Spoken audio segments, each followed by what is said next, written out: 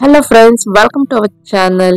ಇವತ್ತಿನ ಈ ವಿಡಿಯೋದಲ್ಲಿ ತುಂಬಾನೇ ಸೂಪರ್ ಟೇಸ್ಟಿ ಆದಂತಹ ಈಸಿ ಆದಂತಹ ಸಲಾಡ್ ಅನ್ನ ಯಾರು ಬೇಕಾದ್ರೂ ಮಾಡಬಹುದು. ಬಹಳ ಅಂದ್ರೆ ಬಹಳನೇ ಒಳ್ಳೇದಂತಾನೆ ಹೇಳ್ಬೋದು ಹೆಲ್ತಿಗೆ. ಯಾವ ರೀತಿಯಾಗಿ ಮಾಡೋದು ಹೇಳ್ಕೊಡ್ತೀನಿ, ಪೂರ್ತಿ ವಿಡಿಯೋ ನೋಡಿ, ತುಂಬಾ ಚೆನ್ನಾಗಿರುತ್ತೆ.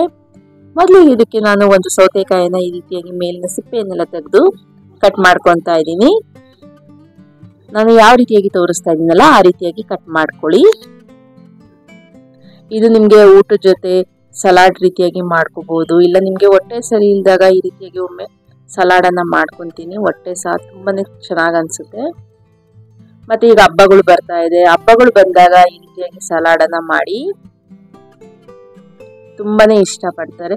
ಒಂದೇ ರೀತಿಯಾಗಿ ಸಲಾಡ್ಗಳು ತಿನ್ನೋಕೆ ಬೇಜಾರಾಗಿರುತ್ತೆ. ಸೊ ಹಾಗಾಗಿ ಈ ರೀತಿಯಾಗಿ ಒಮ್ಮೆ ಟ್ರೈ ಮಾಡಿ ನೋಡಿ. ಈಗ ಕಟ್ ಮಾಡ್ಕೊಂಡಿರುವಂತಹ ಸೌತೆಕಾಯಿ ಎಲ್ಲವನ್ನು ಒಂದು ಬೌಲಲ್ಲಿ ಟ್ರಾನ್ಸ್ಫರ್ ಮಾಡ್ತಾ ಇದ್ದೀನಿ. ನಂತರ ಇದಕ್ಕೆ ನಾನು ಒಂದು ಮೀಡಿಯಂ ಸೈಜ್ ನ ಈರುಳ್ಳಿಯನ್ನ ಈ ರೀತಿಯಾಗಿ ಕಟ್ ಮಾಡ್ಕೊತಾ ಇದ್ದೀನಿ. ನೋಡ್ತಾ ಇರ್ಬೋದು ನಾನು ಯಾವ ರೀತಿಯಾಗಿ ಕಟ್ ಮಾಡ್ಕೊತಾ ಇದ್ದೀನಿ. ಮನೆಗೆ ಯಾರಾದ್ರೂ ಗೆಸ್ಟ್ ಬಂದ್ರು, ಅರ್ಜೆಂಟ್ ಆಗಿ ಏನಾದ್ರೂ ಮಾಡ್ಬೇಕು ಅನ್ಸಿದಾಗ ಈ ರೀತಿಯಾಗಿ ಮಾಡ್ಕೊಡಿ, ಇಷ್ಟಪಡ್ತಾರೆ. ನಂತರ ಈಗ ಕಟ್ ಮಾಡ್ಕೊಂಡಿರುವಂತಹ ಸೌತೆಕಾಯಿಯಲ್ಲಿ ಈರುಳ್ಳಿ ಮಿಶ್ರಣನ ಹಾಕ್ತಾ ಇದ್ದೀನಿ. ನಂತರ ಇದಕ್ಕೆ ನಾನು ಒಂದು 1/4 ಕಪ್ ಅಷ್ಟು ಬೇಯಿಸಿರುವಂತಹ ಸ್ವೀಟ್ ಕಾರ್ನ್ ಅನ್ನ ಹಾಕೊಂತಾ ಇದ್ದೀನಿ. ಹಾಗೆ ಸಣ್ಣಗೆ ಕಟ್ ಮಾಡ್ಕೊಂಡಿರುವಂತಹ ಕೊತ್ತಂಬರಿ ಸೊಪ್ಪು ಎಲ್ಲವನ್ನು ಹಾಕಿ ಒಮ್ಮೆ ಚೆನ್ನಾಗಿ ಮಿಕ್ಸ್ ಮಾಡ್ಕೊಳ್ಳಿ.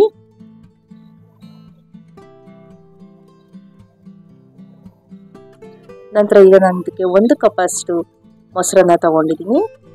ಇದಕ್ಕೆ ನಾನು 1 ಸ್ಪೂನ್ ಅಷ್ಟು ಖಾರದ ಪುಡಿಯನ್ನ ಹಾಕ್ತಾ ಇದ್ದೀನಿ.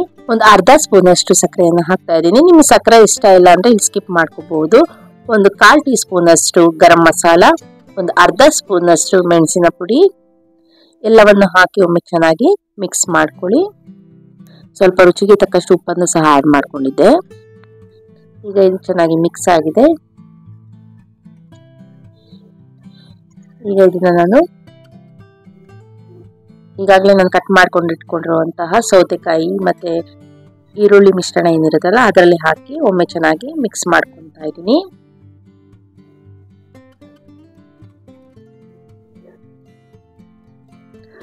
ತುಂಬಾ ಅಂದ್ರೆ ತುಂಬಾನೇ ಟೇಸ್ಟಿ ಆಗಿರುತ್ತೆ. ಇದೇನು ಇಷ್ಟು ಸಿಂಪಲ್ ಅಂತೀರಾ, ಕೆಲವ್ರಿಗೆ ಇಷ್ಟು ಸಿಂಪಲ್ ಆಗಿರೋದು ಗೊತ್ತಿರೋದಿಲ್ಲ. ಒಂದೇ ತರ ಬರೀ ಸೌತೆಕಾಯಿ ಒಂದೇ ಹಚ್ಕೊಂಡು ತಿಂತಾ ಇರ್ತೀವಿ, ಬಟ್ ಈ ರೀತಿಯಾಗಿ ಒಮ್ಮೆ ಟ್ರೈ ಮಾಡಿ ನೋಡಿ, ಬಹಳನೇ ಇಷ್ಟಪಡ್ತೀರಾ. ಈಗ ಇದು ಸಂಪೂರ್ಣವಾಗಿ ಚೆನ್ನಾಗಿ ಮಿಕ್ಸ್ ಮಾಡಿದೀವಿ. ಈಗ ಇದನ್ನ ಪ್ಲೇಟ್ ಅನ್ನ ಮುಚ್ಚಿ ಒಂದು 10 ನಿಮಿಷ ಇದನ್ನ ಫ್ರಿಜ್ ಅಲ್ಲಿ ಇಡೋಣ ಸೆಟ್ ಆಗೋದಕ್ಕೆ.